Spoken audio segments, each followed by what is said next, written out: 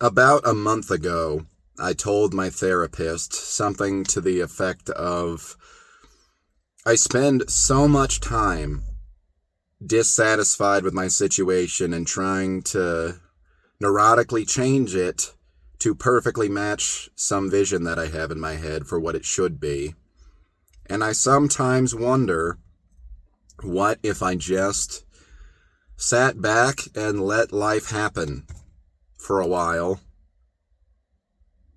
and just tried to be content with that, sort of where things fall. And that was a big sort of realization for me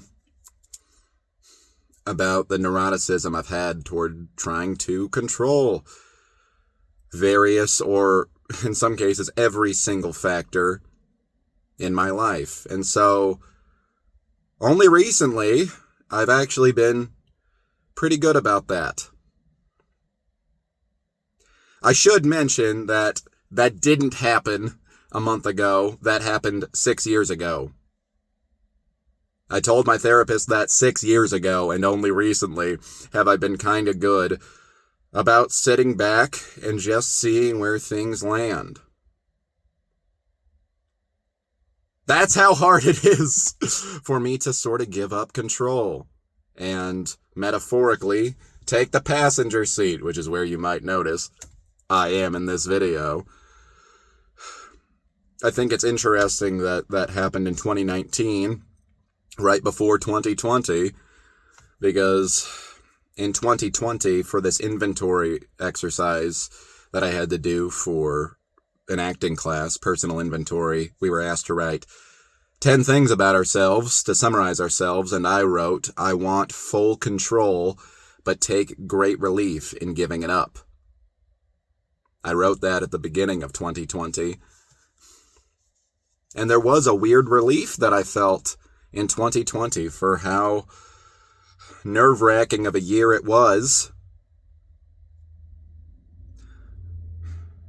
realizing how little control I've ever had. Because at the beginning of 2020 was when I was really trying to kick into overdrive, going after the things that I really wanted in ways such as advocating for my art and my personal projects, having a more fulfilling social life, just generally enriching my interactions with people, being more outright honest with people about my feelings and my experiences.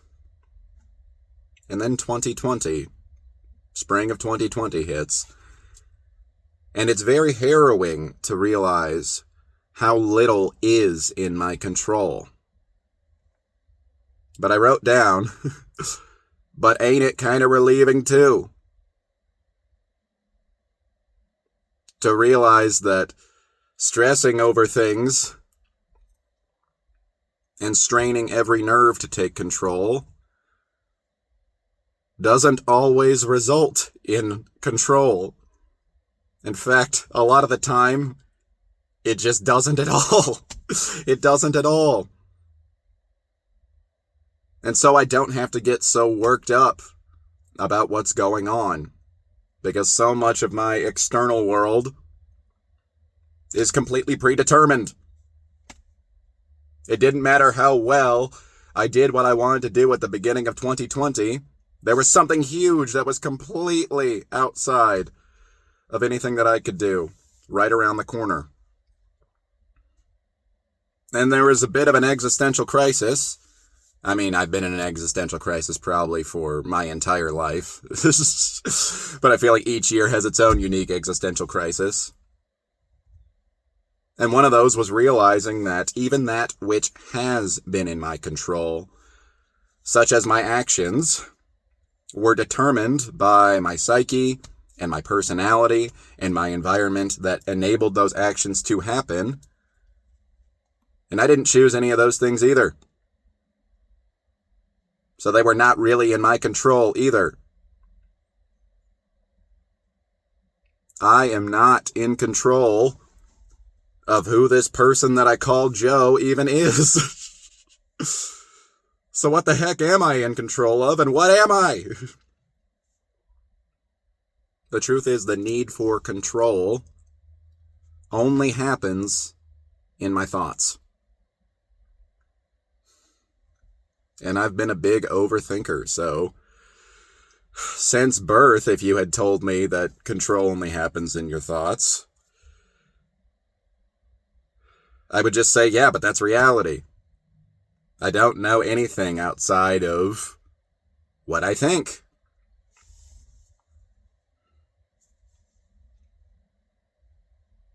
Is there any way to take a purely objective view of everything if it's not within the world of this racing, often frantic, sometimes straight up neurotic mind? I don't know.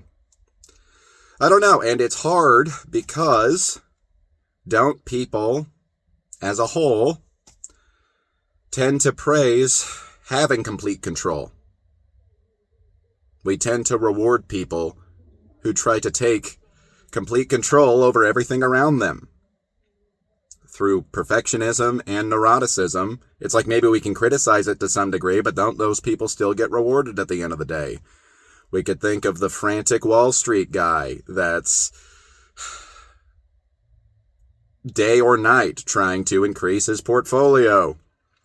We can think of political leaders that are bending every single external factor to their whim to try to maintain ultimate power.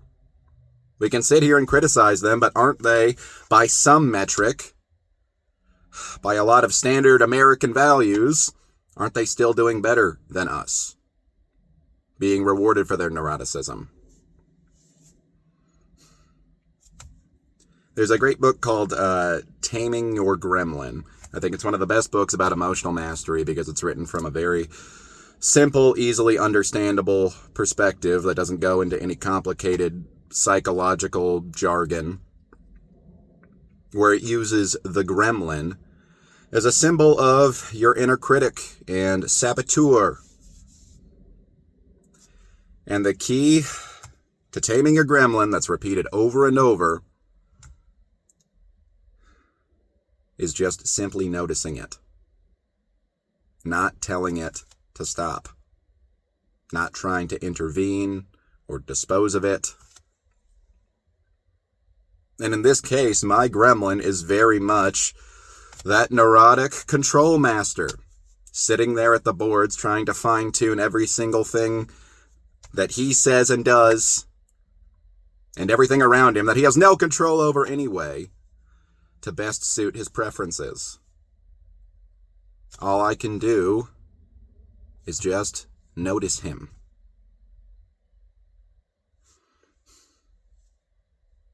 It's really trippy to realize that we already are in the passenger seat, in quotes.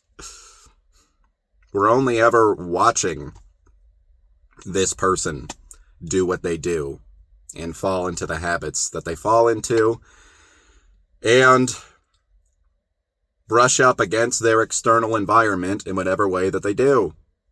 Whether good, quote, or bad, quote, things happen to them. We're only ever just watching them. And I think about my past, and that person feels completely disconnected from me now, because I'm just a different person who does things in a different way. But if I think hard enough, I have a disconnect between this sitting right here talking. It's a weird dichotomy because at the same time, you could say that we're simultaneously in the driver's seat. Because we're creating our entire experience through our perception and our interpretation of what we perceive. And at the same time, we're sitting right there in the passenger seat, allowing it to just do whatever it does.